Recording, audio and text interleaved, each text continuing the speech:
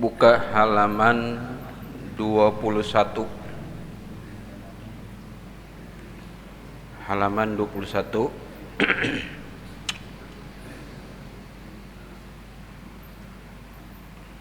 Baris ketujuh dari bawah. Baris ketujuh dari bawah. Wal maqalatus sabi'atu asyrah.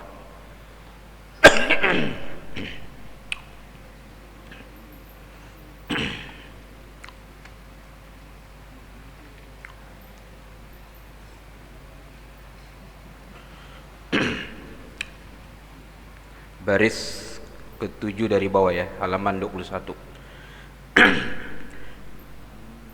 Bismillahirrahmanirrahim.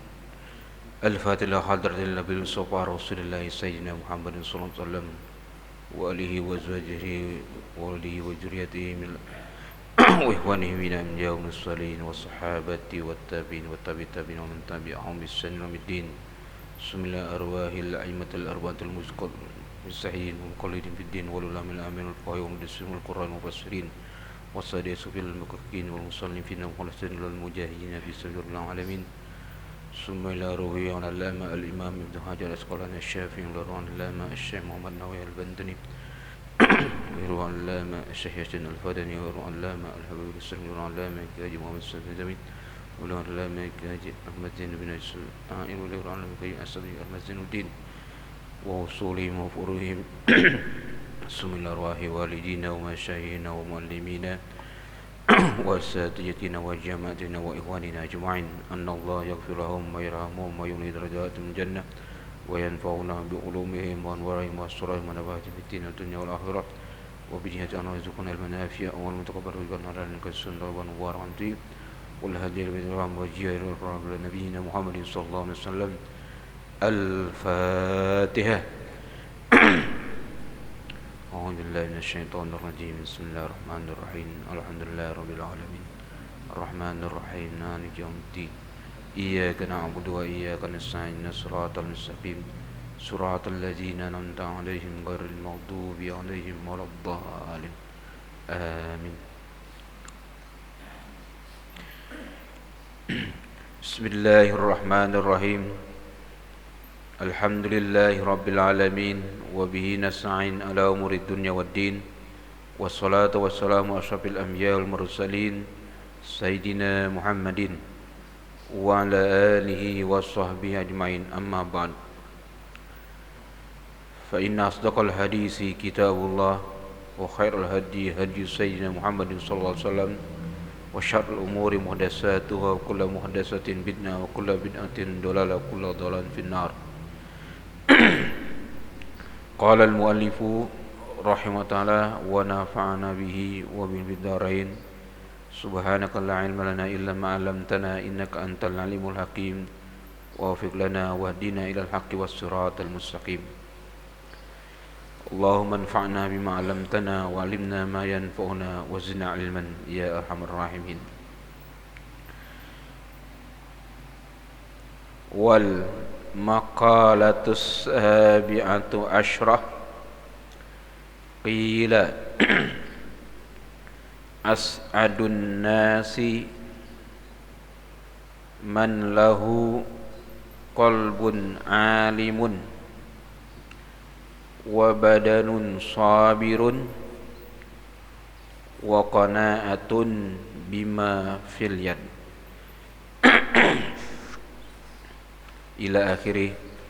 Wallahu a'lam wa ilmu atam wa la ilma lana illa ma 'allam.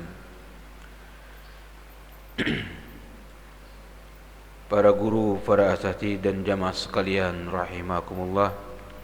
Alhamdulillah, kembali kita bertemu di masjid yang mulia ini dalam rangka ta'lim membaca kitab Nasaihul Ibad susunan Al-Allamah Syekh Muhammad Nawawi bin Umar Al-Bantani rahimahullah, dengan harapan semoga Allah jadikan pertemuan kita ini sebagai halaqah zikir yang dengannya kita mendapatkan fadilah raudhatun min riyadil jannah. Amin ya rabbal alamin. melanjutkan bacaan kita. Wal maqalatus sabi'atu asyrah, dan perkataan ke-17. Qila, dikatakan oleh sebagian ulama. Sebagian ulama mengatakan, atau perkataan ini diucapkan oleh sebagian ulama. As'adun nasi, as'ad ya, yang paling bahagia. An-nasi, manusia. Jadi manusia yang paling bahagia. Siapa manusia yang paling bahagia? Manusia yang paling berbahagia adalah man lahu qalbun alimun. Man, orang, lahu, yang baginya, qalbun alimun, hati yang mengerti, mengetahui, memahami. Jadi sifat orang yang berbahagia, tentunya berbahagia dunia wal akhirah. Apa yang pertama? Orang yang memiliki hati yang sadar, hatinya sadar, hatinya tahu, hatinya paham. Paham tentang apa? Sadar tentang apa? Tahu tentang apa?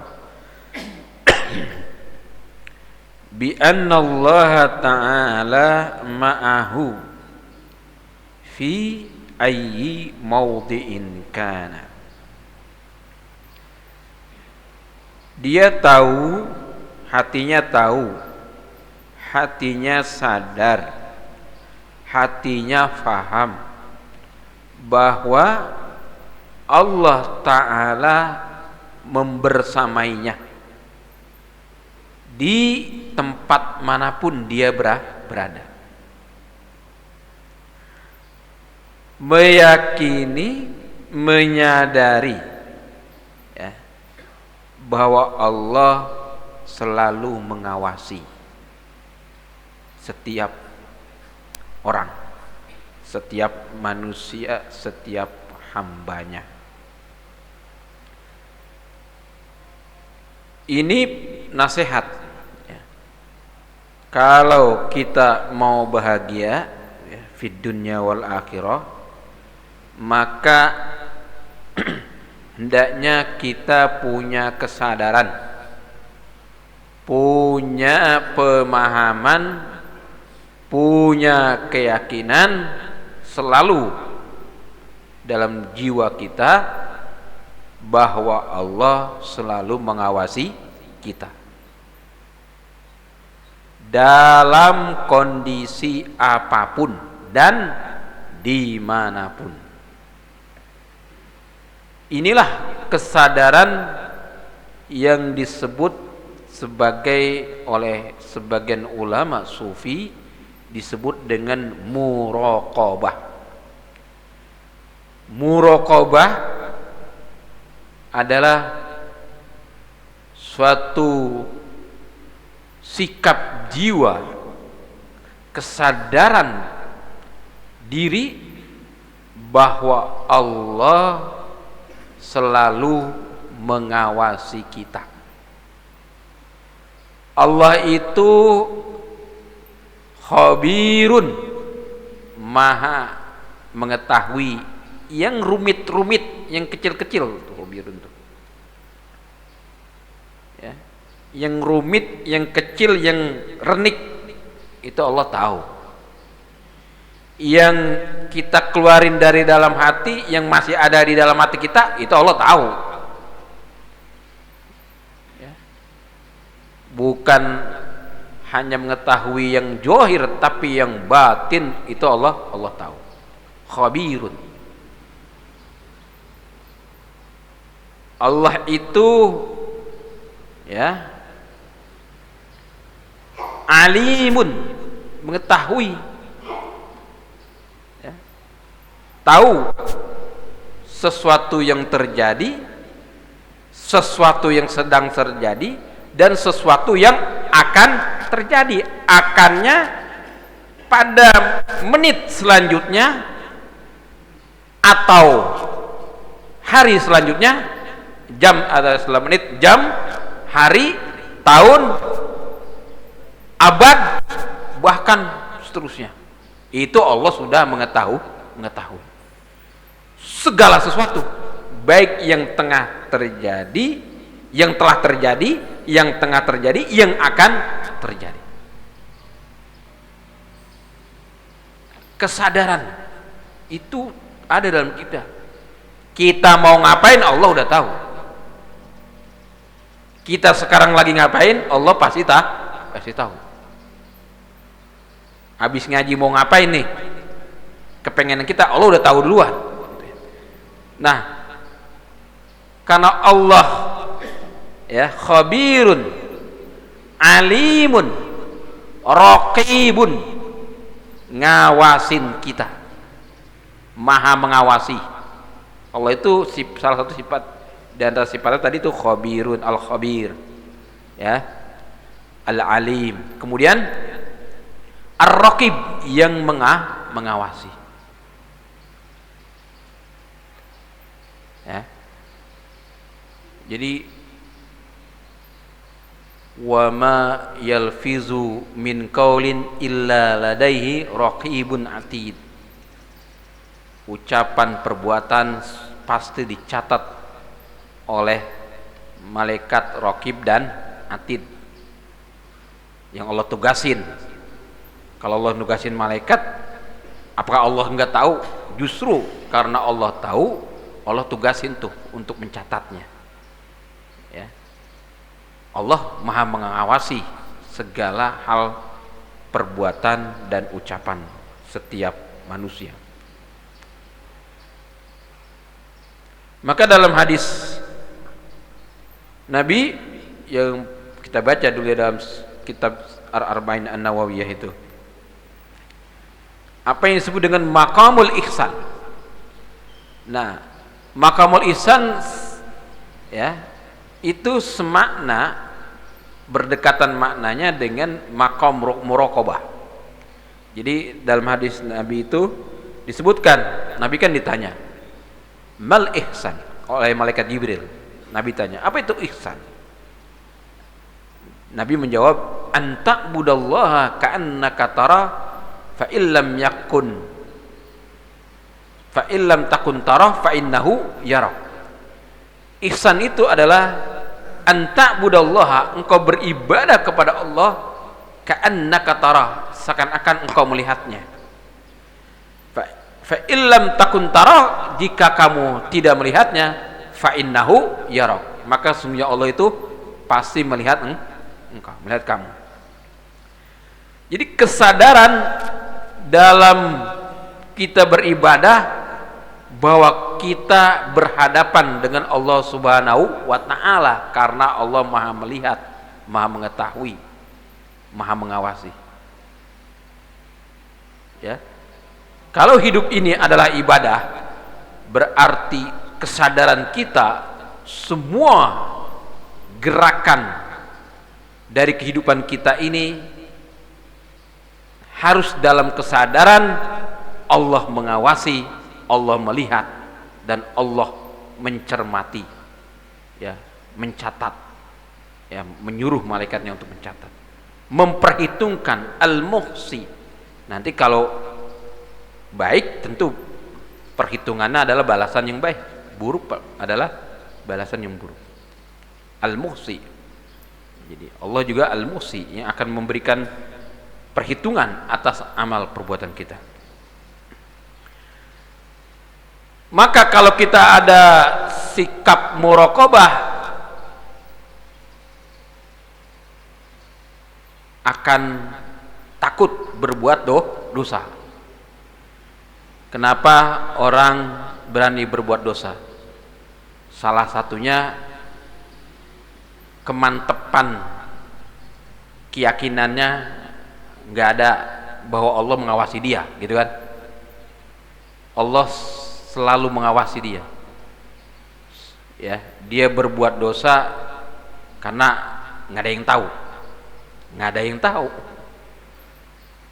karena secara sembunyi, karena dengan cara yang orang nggak bakal mengungkapnya. Pemikiran dia begitu, berarti keyakinan bahwa Allah selalu mengawasi itu masih belum ada dalam dirinya. Nah, ini keyakinan bahwa Allah selalu mengawasi kita, ya, itu yang membuat kita bisa mengerem jiwa kita. Di dalam diri kita ada syahwat, di luar ada syaitan. Syahwat dan syaitan merupakan jundani, dua tentara yang menyerang diri kita, gitu ya. Nah, di dalam untuk melawan dua tentara yang menyerang diri kita, setan dan syahwat kan nariknya sama ke arah keburukan. Kita lawan, ya, dengan yang namanya adalah keyakinan bahwa Allah selalu mengawasi kita. Itu muraqabah. Berawal tentu didasari oleh sikap akidah tauhid yang mantap, dengan keyakinan Allah itu selalu maha melihat, maha mengetahui, maha mengawasi, maha memperhitungkan segala sesuatu, maka kita selalu diawasi. Kalau kita selalu diawasi, berarti kita selalu dekat kepada Allah. Muraqabah itu asal katanya dari raqaba. Raqaba, yuraqibu muraqabah. Raqabah sendiri asal katanya raqaba, 3 huruf. Lalu ada qoruba. Raqaba mengawasi, kalau qoruba dekat. Ini ada hubungan makna. Mengapa muraqabah dengan qoruba dengan dekat ada hubungan? Hurufnya beda tempat aja. Kalau raqaba duluan, kalau qoruba itu nanti kurbah dekat, qaf duluan. Tapi hurufnya 3 sama, cuma beda yang satu qaf awalnya, yang satu ra. Kalau dalam ilmu filsafat bahasa, fil lughah, kata ulama begini, itu menandakan ada kedekatan makna dua kata ini. Nah, dihubungkan dengan makna muraqabah. Kalau orang mencapai muraqabah, maka dia akan selalu dekat kepada Allah, kurbah. Jadi muraqabah taqtadil kurbah. Muraqabah akan melahirkan kedekatan kepada Allah. Dan kedekatan kepada Allah akan selalu menyadarkan adanya muraqabah pada setiap hamba, gitu. Allah dekat. Allah dekat. Makanya itu kita mendekatkan diri kepada Allah. Beribadah itu bahasa agamanya taqarrub, mendekatkan diri. Maka kita beribadah karena selalu diawasi oleh Allah Subhanahu wa taala. Kesadaran di muraqabah mendapat kita menjadi selalu taqarrub dan dekat kepada Allah Subhanahu wa taala. Para pelaku kejahatan, ya nggak ada kesadaran muraqabah tentunya, ya. Pelaku dosa nggak ada kesadaran muraqabah, makanya dia berbuat dosa. Nah, ini muraqabah. Hati yang mengetahui, artinya hati yang sadar bahwa Allah selalu mengawasi, mengetahui segala hal. Itulah yang disebut dengan muraqabah, selalu diawasi. Wa badalun sabirun, yang kedua adalah badan yang sabar. Kriteria kedua, orang yang berbahagia adalah badan yang sabar. Alat ta'ati, di atas perbuatan-perbuatan ta'at, wal marazi, dan di atas ya penderitaan. Nah ini sabar. Maksudnya bukan badan yang sabar, maksudnya bukan badan fisik, dalam arti pribadi ya yang punya sifat sabar. Orang bahagia ciri keduanya adalah punya sifat sabar. Kata sebagian ulama ya, terutama pensarah kitab Ihya Ulumuddin Ihtihaf Sadatul Muttaqin tuh sarahnya, yaitu Al-Imam Mustafa Az-Zabidi, sabar itu 3 macam ya, yang sering saya ungkapkan. Yang pertama as-sabru ala ta'ah, sabar di dalam berbuat taat. Perbuatan taat itu ada 2 ya, yang wajib dan yang sunnah. Nah itu. Nah, di dalam melaksanakan perbuatan yang wajib perlu sabar kita. Ya. Sholat fardu 5 waktu itu perlu sabar itu. Ya. Lagi enak-enak tidur disuruh bangun sholat subuh. Kan kalau nggak punya jiwa sabar, ya pasti punya pikiran ngapain amat gitu kan. Lagi enak-enak disuruh bangun. Ya. Bulan Ramadan ya, siang enaknya makan, disuruh puasa ya, harta yang banyak disuruh keluarin zakat sebagian. Nah, harta kan biasanya orang mau megang aja, mau menghabiskan saja, mau dia pakai untuk kenikmatan dia, tapi dengan kewajiban zakat harus dikeluarkan sebagiannya. Nah itu perlu sabar itu ngelaksanin zakat itu. Pergi haji ya, itu kan lelah secara fisik, juga ngeluarin harta juga, tapi itu wajib, perlu sabar. Kalau nggak sabar, wah bisa ngapain amat, udah ngeluar duit juga capek juga. Nah itu berbuat taat, terutama perkara yang wajib itu perlu sabar. Perkara yang sunnah juga begitu, perbuatan taat perkara yang sunnah juga perlu sabar.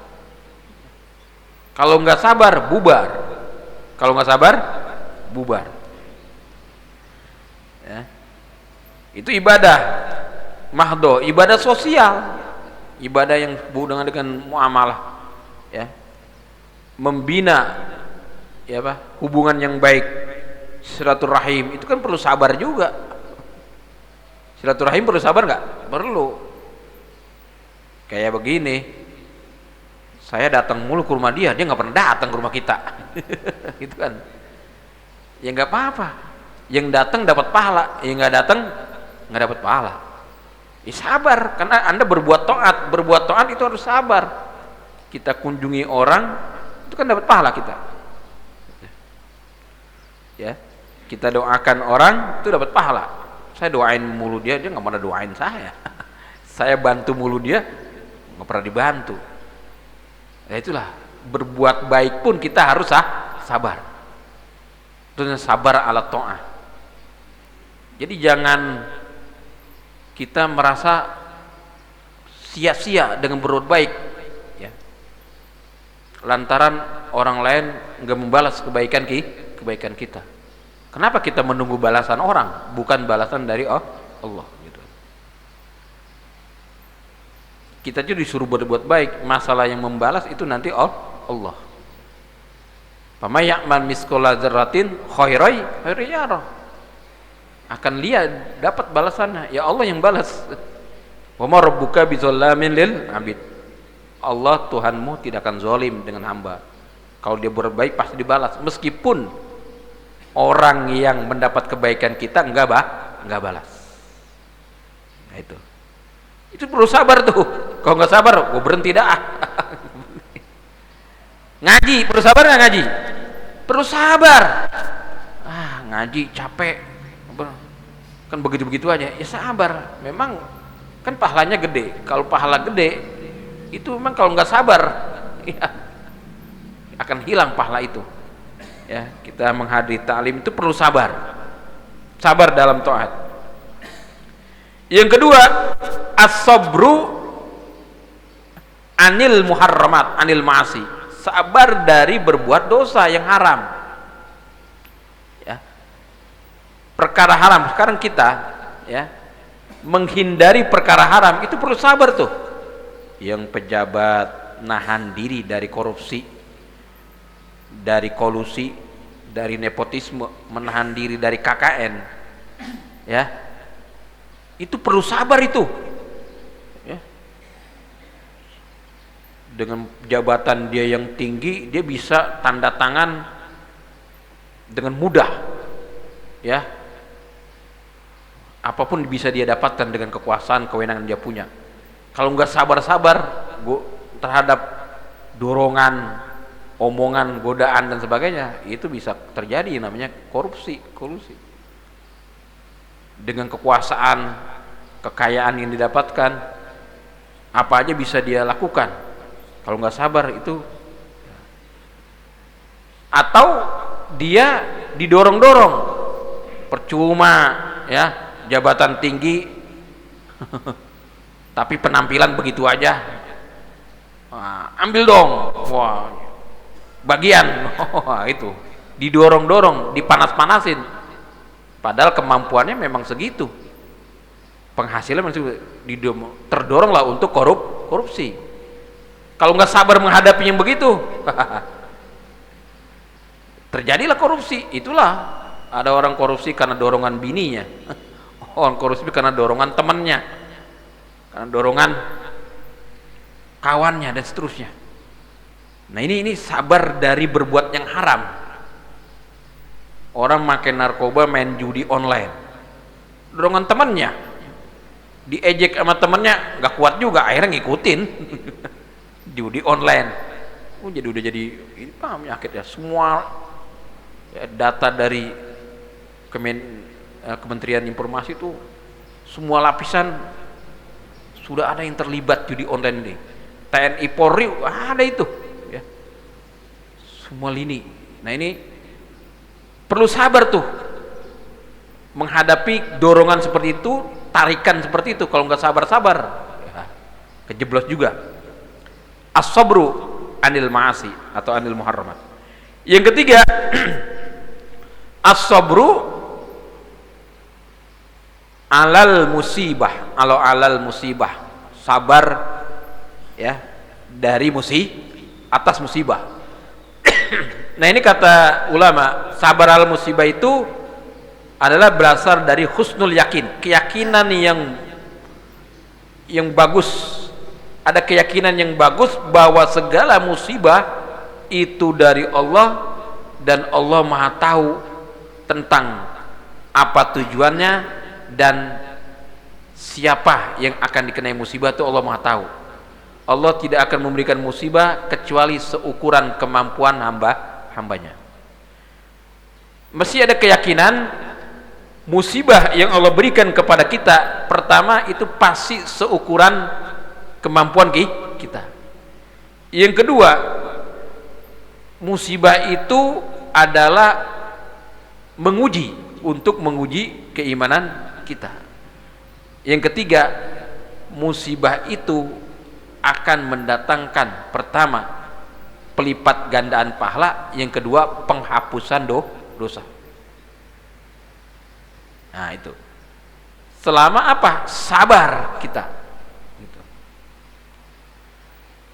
Jadi memang kata ulama, kesabaran yang paling tinggi dalam hal musibah itu para nabi. Kita tahu sejarah para nabi itu ya, penderitaan yang sangat hebat dialami oleh nabi-nabi. Nabi Ayub, bagaimana sakitnya Nabi Ayub. Nabi Yakub kehilangan Nabi Yusuf sampai matanya buta, gitu kan, menangis sedih. Semua nabi-nabi itu diuji kesabaran atas musibahnya. Nabi Muhammad apalagi ya, berdakwah di awal dakwah itu dilemparin batu, dilemparin bangkai dan seterusnya itu. Jadi Nabi bersabda, yubtalar rajulu ala qadri dini. Seseorang akan diberikan musibah menurut kadar keagamaannya. Apakah dia kadar keagamaannya tinggi, sedang atau rendah? Ya. Semakin tinggi kadar keagamaan kita, itu semakin berat musibahnya gitu. Nah, jadi perspektif kita kalau melihat hal yang gak enak itu kan musibah ya, yang gak enak itu musibah. Lihatlah dari sisi Allah ingin menguji kita, Allah ingin kita mendapat pahala berlipat ganda dan terhapus dosa, dan Allah ingin meningkatkan derajat kita. Dan yakinlah bahwa Allah enggak akan memberikan kesulitan kecuali Allah berikan jalan kemudahan, karena sesuai dengan kemampuan hambanya. Nah itu as-sabru alal musibah. Jadi as-sabru ala ta'ah, as-sabru anil ma'siyah, as-sabru alal musibah. Kalau Imam Ibnul Qayyim membagi 3 juga, tapi dengan sebutan berbeda. As-sabru billah, as-sabru billah, as-sabru lillah, as-sabru ma'allah. Itu 3 Imam Ibnul Qayyim. Ya inti maknanya sih sama. Sabar itu bukan hanya ketika kita mau berbuat, itu mau berbuat baik perlu sabar, ketika proses berbuat baik perlu sabar, habis berbuat baik perlu sabar. Itu kalau Imam Qayyim. As-sabru billah artinya kita kalau mau berbuat baik itu harus dengan sabar. As-sabru lillah, proses kita berbuat baik juga harus karena Allah. Itu bagaimana mengorientasikan perbuatan baik karena Allah, itu perlu sabar juga. Godaan banyak yang membuat kita melenceng niat kita. Berbuat baik sudah bagus tapi melenceng niatnya. Nah itu. Lalu as-sabru ma'allah, habis berbuat baik kita yakin bahwa Allah selalu mengawasi kita atas apa yang kita telah perbuat. Nah itu jadi ya Imam Qayyim. Nah itu sifat yang kedua. Yang ketiga, sifat yang ketiga orang yang berbahagia adalah wa qanaatun. Dan sifat qanaah ay ridon bima fil yad, ridho dengan apa yang ada di tangan. Min kismatillahi ta'ala, dari pembagian Allah ta'ala. Wa sukunul qalbi, dan tenang hati. Inda adamil ma'lufat, ketika tidak ada yang diingini. Qanaah. Nah, yang ketiga tadi kan yang pertama ma'rifah, kesadaran, berpengetahuan, berkesadaran, hati yang sadar, hati yang tahu. Lalu sifat jiwa yang sabar. Yang ketiga jiwa yang qanaah. Qanaah adalah ridho dengan yang Allah berikan.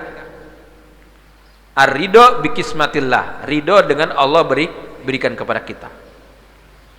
Ya. Hati tenang meskipun yang Allah berikan ketika belum sesuai dengan yang kita pengenin. Setiap orang punya kepengenan, baik levelnya rendah, tinggi, sedang, tinggi, banyaklah. Tapi yang Allah berikan kan belum tentu sesuai dengan kepengenan kita. Baru sebagian kecil atau sebagian besar, ya, atau bahkan memang gak ada sekali yang sesuai kita inginkan, belum diberikan. Nah itu bagaimana pemberian Allah itu kita sikapi, yaitu sikap ridho. Artinya kita menerima, puas dengan Allah berikan, dan hati nggak usah gerutu, nggak usah mencak-mencak, ya, nggak usah memberikan cap yang nggak baik terhadap hal-hal yang nggak pantas, ya. Ini gara-gara ini nih ya. Jadi menyalahkan orang, menyalahkan segala macam ya, padahal yang terjadi semuanya juga di luar kendali kita gitu kan. Di luar terkendali kita yang terjadi itu ya. Kita udah rancang bagus banget, wah panggung ya buat acara maulid, hujan ya, hujan ya, kita jangan merasa wah sia-sia nih ya. Enggak sia-sia karena kita udah berbuat baik ya. Ya Allah kasih hujan, lihatnya dari sisi apa dibalik hujan yang Allah berikan. Jadi perspektif positif thinking itulah qanaah. Qanaah itu melihat sesuatu dari sisi yang positif gitu. Apa aja itu menandakan kita puas, ridho, apapun yang Allah beri, sisi positifnya kita lihat. Nah itu namanya qanaah. Karena ya memang Allah sudah tentukan begitu. Nahnu qasamna bainahum ma'isyatahum fil hayatid dunya. Kami udah bagi di antara mereka penghasilan hidup mereka, rezeki, umur ya, sehat, sakit, itu kan Allah udah tentuin ya. Kita perspektifnya nanti apa melihatnya, perspektif hamba yang qanaah, yang ridho, selalu melihat sesuatu dari sisi yang positif. Memang tidak mudah, tetapi itulah yang dituntut oleh agama supaya kita menjadi orang yang berbahagia. Kalau kita melihat perspektifnya dari sudut negatif terus, ya nggak ada yang benar, nggak ada yang benar. Artinya di balik hal yang tidak enak, kita masih bisa mengatakan ada sisi yang baiknya. Meskipun bukan berarti kalau yang sifatnya haram tentu kita tidak bisa. Tapi yang sifatnya itu adalah hal yang sifatnya masih makul berdasarkan akal pikiran, ada sisi enak sisi baik, nah pasti ya kita melihatnya dari sisi positifnya gitu ya. Ya kalau perbuatan haram tentu itu negatif semua. Misalnya ya, pejabat A korupsi, kita lihat dari sisi baiknya, ya korupsi udah jelas perbuatan jahat ya gitu, nggak bisa dari sisi baik. Korupsi kok sisi baiknya apa, yang nggak ada sisi baik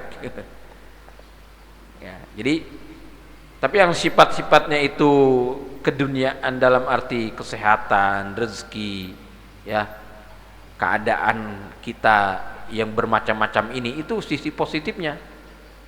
Apa yang kita sebut sebagai kenyataan yang nggak bisa kita tolak. Kita ini berbeda-beda nih, kulitnya, sukunya ya, berbeda-beda. Bagaimana perbedaan itu kita lihat sebagai sesuatu yang positif. Nah itu ya, jadi melihat sesuatu sebagai sesuatu yang positif berarti kita ridho dengan apa yang Allah berikan. Allah hati tenang ya, itulah qanaah. Al-qanaatu kanzun la yabna, begitu kata Nabi.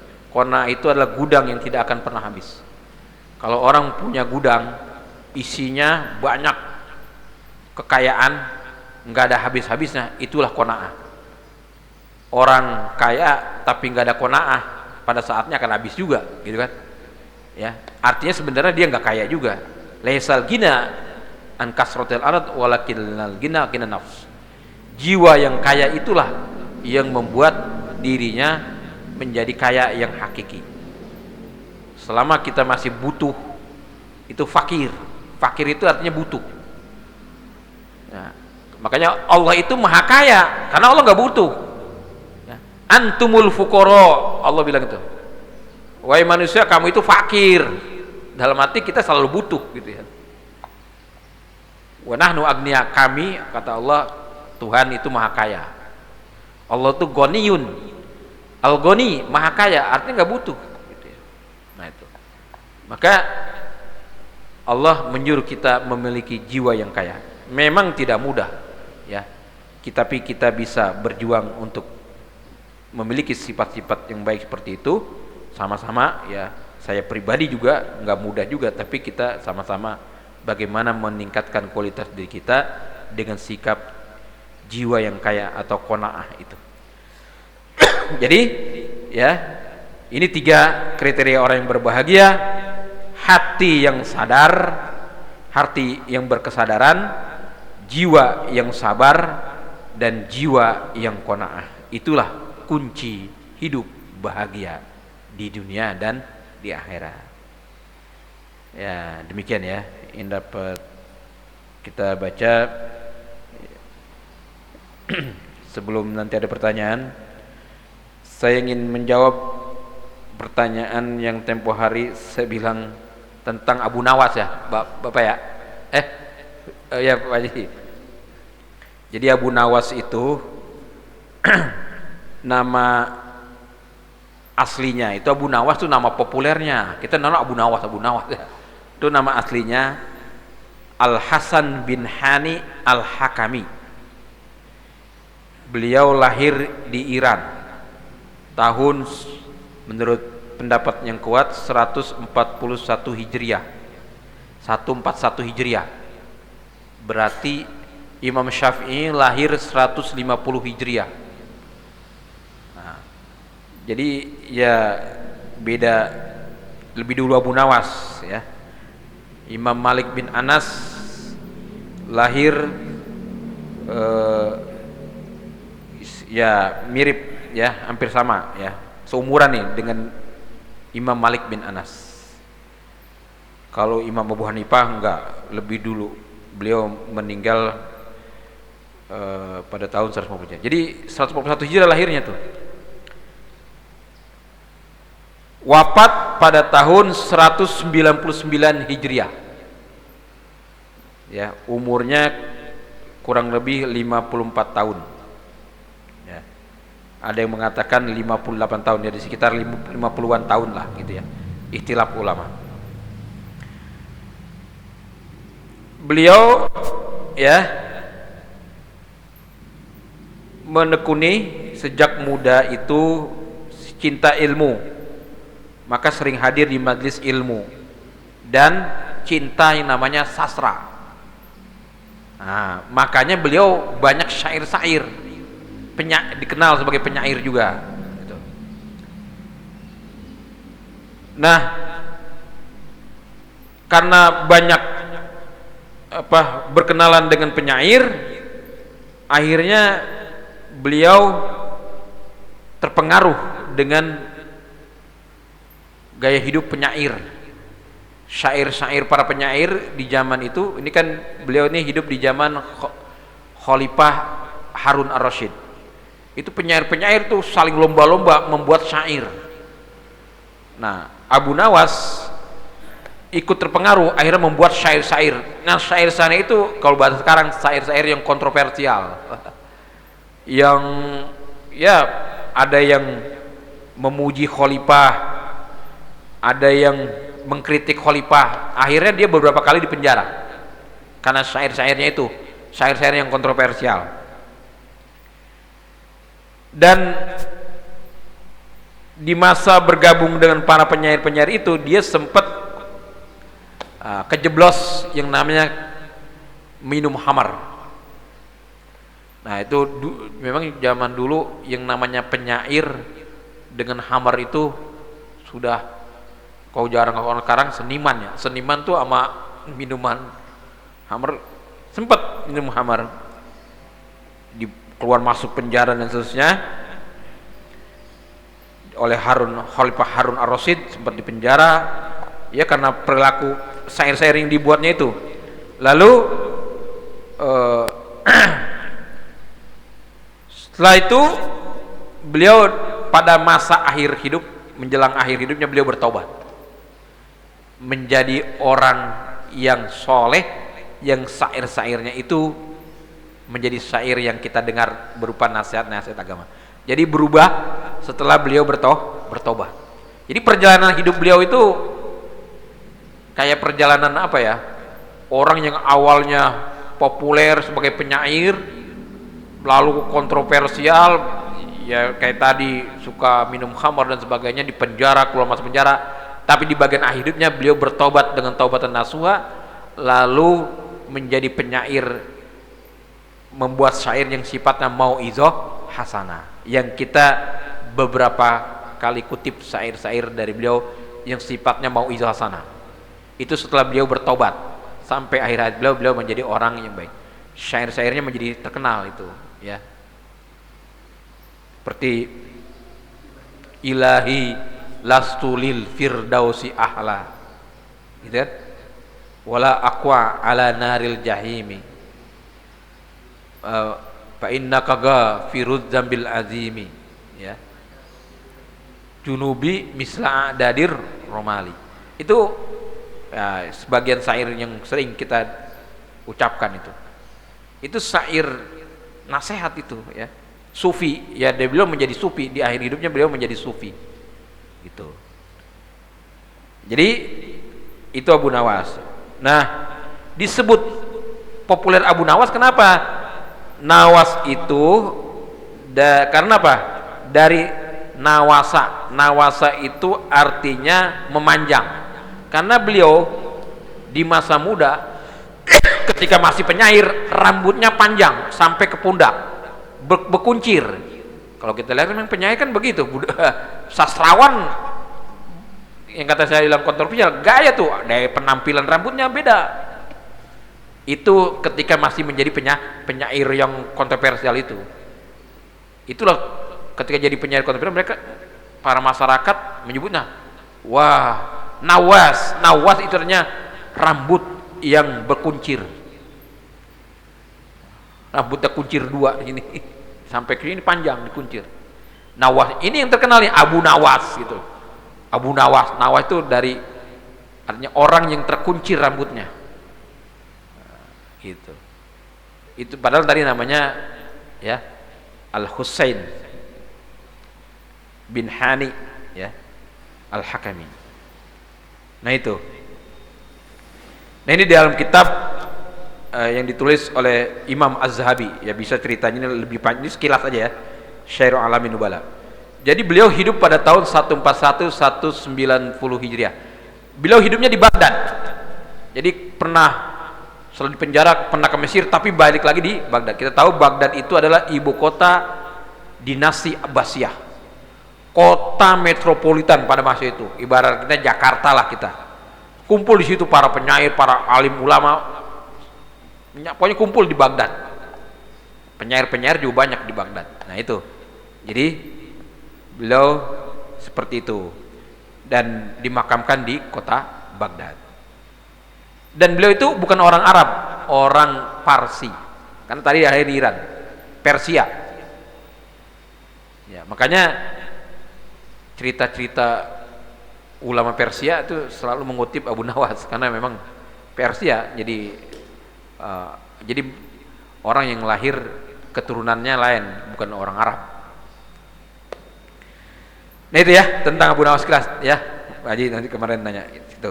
Jadi beliau itu sejaman dengan Imam Syafi'i. Jadi Imam Syafi'i 150, dia 100, ya beda 10 tahun lah lebih tua Abu Nawas dengan Imam Syafi'i.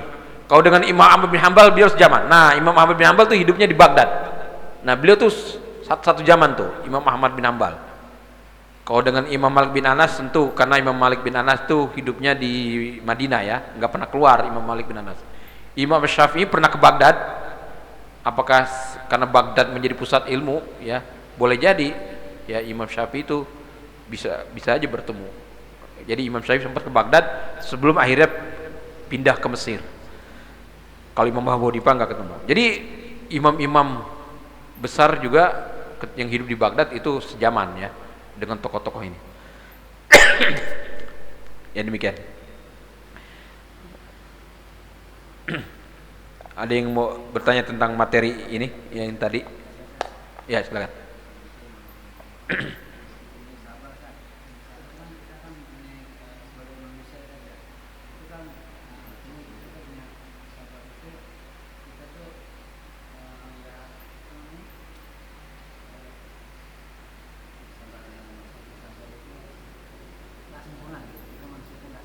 Iya.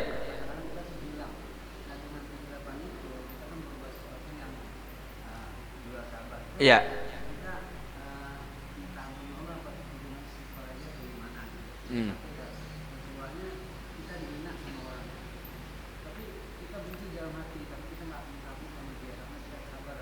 Hmm.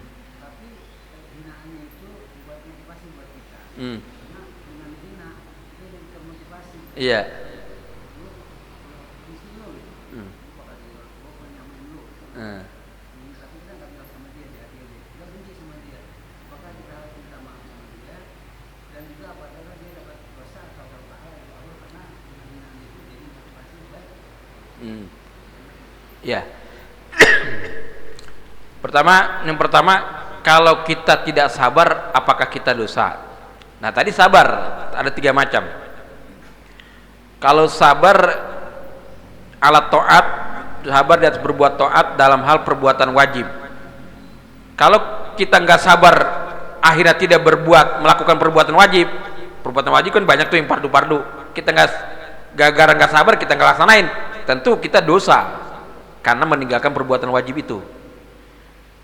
Kalau kita nggak sabar karena di dalam melakukan perbuatan sunat, ya tentu karena udahlah, saya nggak kerjain, ya nggak kuat juga dia puasa sunnah mungkin, ya tentu kalau dia nggak kerjain puasa sunnah nggak dapat pahala, tapi nggak dapat dosa karena perbuatan sunnah itu kan.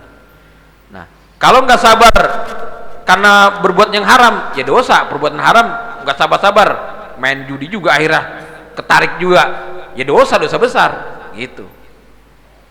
Jadi sabar dilihat, nggak sabarnya dia terhadap apa nih gitu ya. Nggak sabar terhadap musibah yang terjadi, nah itu bisa dosa. Kenapa? Karena Nabi perintahkan untuk sabar. Misalnya ada orang tua kita yang meninggal, kita niyah, apa niyah tuh?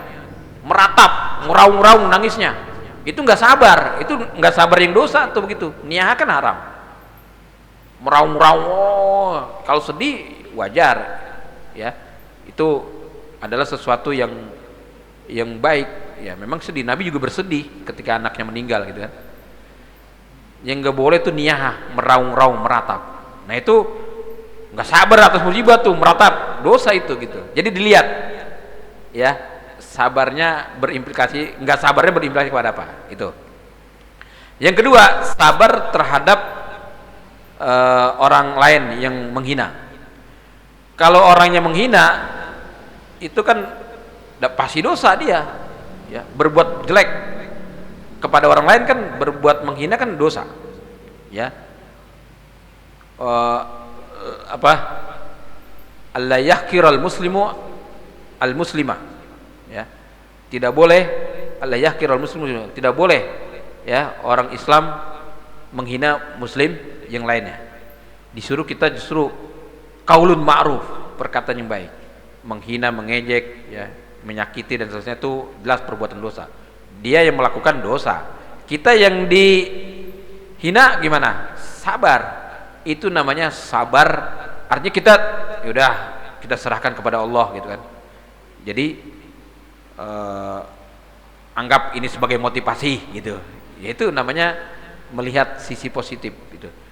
Artinya kita tidak menghina dia, kita nggak dapat dosa, dia disuruh dapat dosa, kita jadi dapat pahala. Sabar, tidak membalas hinaan.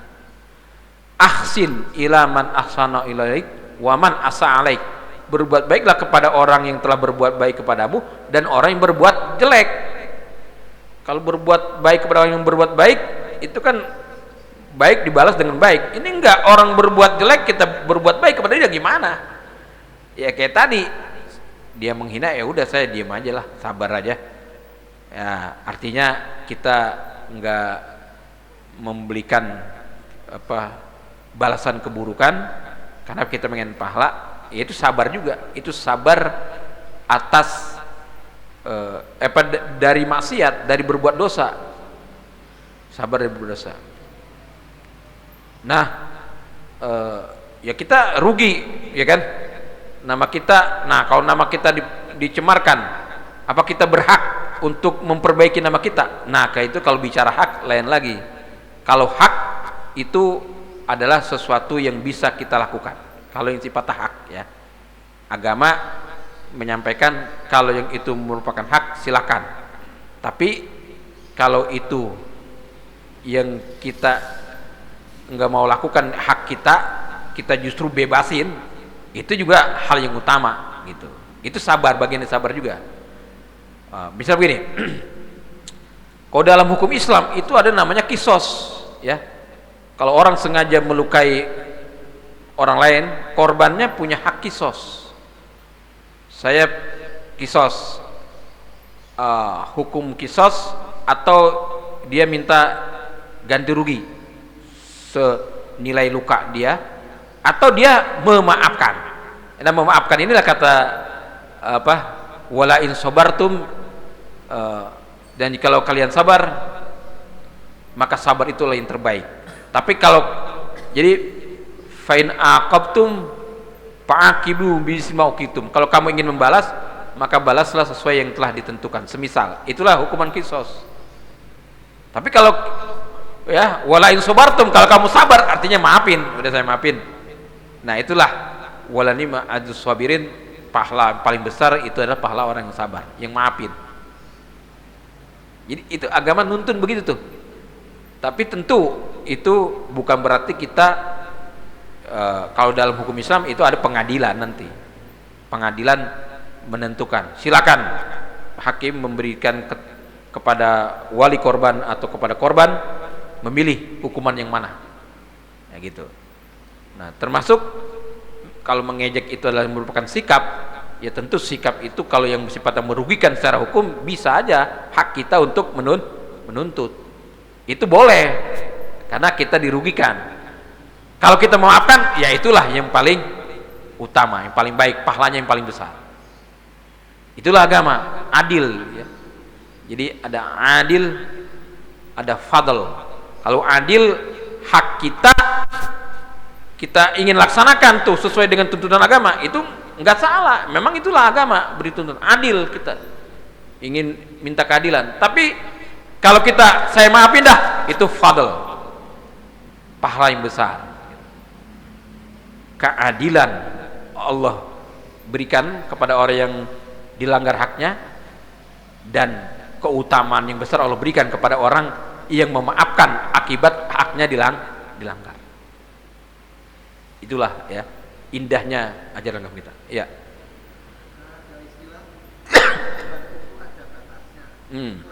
Iya. Sikap sabar ada batasnya. Kalau yang menyangkut agama, ya batasnya agama. Misal gini, sabar di dalam melakukan perbuatan taat yang wajib. Ya batasnya mana? Ya batasnya melaksanakan perbuatan wajib itu, gitu. Sabar di dalam meninggalkan yang haram. Batasnya mana? Ya perbuatan haram itu kita tinggalkan. Itulah batas sabarnya. Nah, sabar atas musibah. Batasan mana? Ya batasan bahwa kita tidak menyalahkan Allah Subhanahu wa taala atas musibah yang terjadi. Tidak berputus asa dan tidak bahasa kita berkeluh kesah terhadap Allah. Gimana sih Allah, saya udah baca Quran rajin banget ya. Ini dagangan kita masih nggak laku-laku, udah baca surat ini. Itu namanya berkeluh kesah. Itu berarti itu nggak sabar. Ya, sabar atas musibah, tidak berkeluh kesah, tidak putus asa, gitu. Mengembalikan semuanya itu kepada Allah Subhanahu wa taala, gitu. Itu batasnya begitu. Ya. Kalau kita masih berkeluh kesah, berputus asa, belum sabar tuh. Dapat musibah. Ya udah, namanya musibah, innalillahi wa inna ilaihi rojiun. Innalillahi, kita ini milik Allah dan kita kepadanya akan kembali. Semuanya diri kita milik Allah. Apa yang kita miliki milik Allah. Semuanya milik Allah. Mengapa juga kita berputus asa dengan musibah, berkeluh kesah dengan musibah? Itu memaknai innalillahi, ucapan tarjih itu ya, ketika musibah itu sebenarnya memiliki makna mendalam maknanya ya. Kita sudah ngucapin tapi kita pahami maknanya. Supaya kita enggak berkeluh kesah, enggak berputus asa, frustrasi dengan musibah yang terjadi. Seakan-akan enggak ada lagi kasih sayang Allah kepada kita. Enggak. Putus harapan, enggak boleh. Ya. Wala tai'asyu min rauhillah. Jangan putus asa dari rahmat Allah, nggak boleh. Ya, la taqnatu mir rahmatillah, jangan putus asa dari rahmat. Artinya apapun yang terjadi kita bisa bersabar dengan konsep semuanya milik Allah dan semuanya akan kembali ke Allah. Kalau itu milik Allah, ya kita ini titipan aja, yang pemiliknya Allah. Ya Allah mau ngambil titipan, terserah Allah itu kan. Apa kita bisa menghalangi? Nggak pantas kita ngalangin orang yang punya titipan ngambil titipannya. Ya, orang nitip mobil kepada kita, kita mau, orang yang habis nitip dia datang ke kita, saya mau ambil mobil nih, kita jangan sampai nangis kita, jangan. Apaan mobil saya pakai setiap ya udah, emang mobil punya dia, cakep apapun mobil punya dia, kita dititipin doang. Nah itulah kesadaran semua titipan, maka kita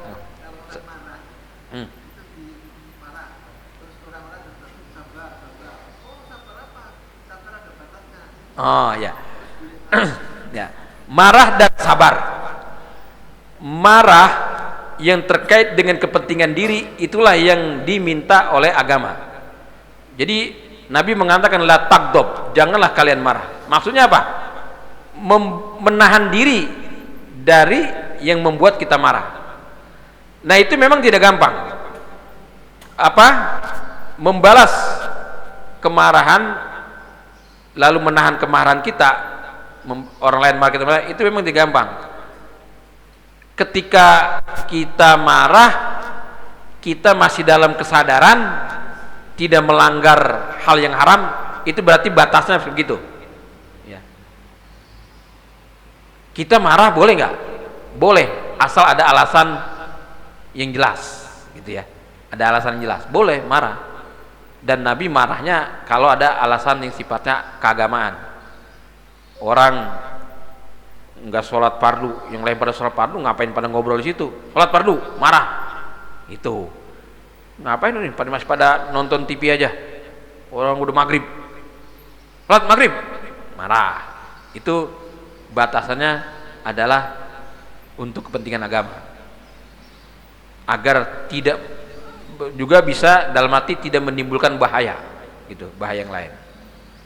Nah, memang ketika menahan diri, itulah sabarnya di situ. Kata Nabi, as-sabru inda sadmatil ula, sabar itu di hentakan yang pertama. Kadang hentakan yang pertama itu paling besarnya ketika pertama kali terjadi, disitulah tuntutan sabarnya kita. Memang tidak gampang. Wah, sabar, jangan.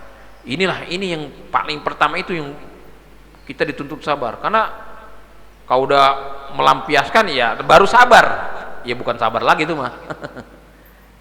Artinya bukan itu yang dituntut agama. As-sabru inda sadmatil ula, sabar itu ketika terjadi hentakan pertama. Di awal-awal ada hal yang membuat kita marah, kita nahan marah, itu sabar. Di awal-awal musibah ada hal yang membuat kita putus asa tapi tetap sabar. Ada hal yang membuat kita marah, keluh kesah, tapi tetap sabar. Di awal-awal itu terjadi. Itu yang dimaksud dengan sabar yang dituntut oleh agama.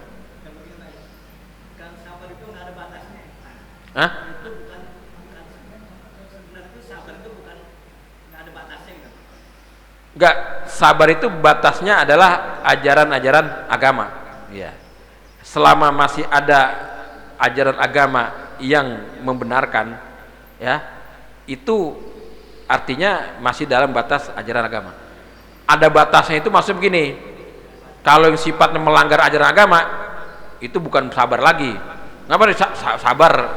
Dia pada ngapain? Pada ninggalin sholat 5 waktu. Anak kita ninggalin sholat 5 waktu, sabar, kita sabar. Itu bukan sabar itu mah. Karena ninggalin sholat 5 waktu kan melanggar ajaran agama gitu. Jadi apakah melanggar ajaran agama? Tidak. Kalau melanggar ajaran agama itu bukan sabar namanya.